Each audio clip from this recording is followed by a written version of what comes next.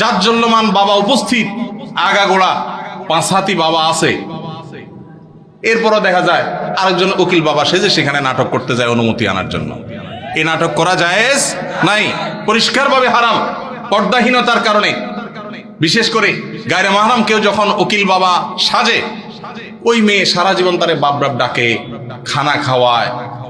এটা আমাদের সামাজিক মানে একটা কুসংস্কার বলতে পারেন, এর সাথে ইসলামের কোনো সম্পর্ক।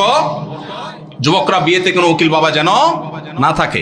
মুরব্বীরা যারা যার যার বিয়ের উকিল বাবা আছেন, আল্লাহর হস্তে বাবাগিরি ছেড়ে তওবা করে আল্লাহর কাছে চলে আসেন, চেষ্টা করবেন তো ইনশাআল্লাহ। এই উকিল বাবার নাম দিয়া পর্দাহীনতা 2 নম্বরই হাজারটা জিনিস হয়। নিজের বাবারই খবর নাই, কিসের আবার উকিল বাবা? হ্যাঁ, উকিল বাবার লগে বললো ভাগছে কোন মেয়ে?